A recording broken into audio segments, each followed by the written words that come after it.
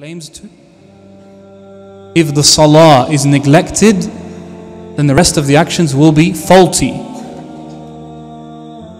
And so when I say that each person has a different door that they can enter through, and each person may have a different act of worship that they are finding easy to do, this excludes, of course, the core pillars of Islam, and the greatest one being salah. And there is no scope and there is no budging when it comes to salah. Absolutely not. And if a person was to leave their 5 daily prayers and fast and give sadaqah and perform hajj every year and perform umrah every year and give thousands away in charity, but neglect salah, then he can't expect anything on the Day of Judgment. And Umar ibn al-Khattab radiallahu anhu, as reported by Malik ibn Anas in his Muwatta, would send to his workers and say, Inna ahamma umurakum indi salah. The most important thing for me is your salah. فَمَنْ حَفِظَهَا وَحَافَظَ عَلَيْهَا حَفِظَ دِينَهُ. So whoever preserves his salah and looks after it has preserved his deen. وَمَنْ ضَيَّعَهَا فَهُوَ لِمَا سِوَاهَا أَضْيَعُ.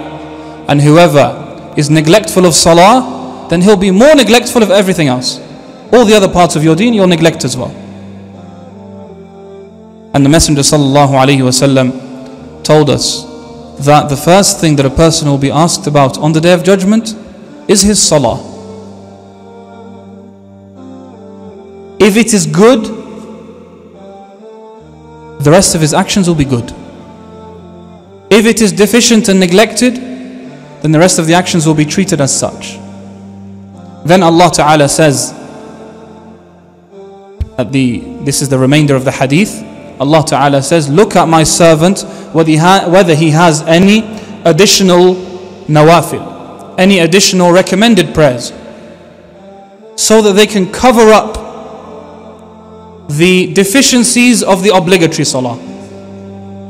And that doesn't mean that you can miss salah and just pray nawafil, but it means that if you pray your obligatory salah and there is a deficiency in that salah, which all of us are guilty of, may Allah Ta'ala forgive us and overlook our mistakes and negligence, such as losing focus in salah, such as coming late to salah, such as praying salah as though we are on hot coal, waiting to get this over and done with as quickly as possible, such as waiting for the last minute before the end of time to pray salah, and so on and so forth.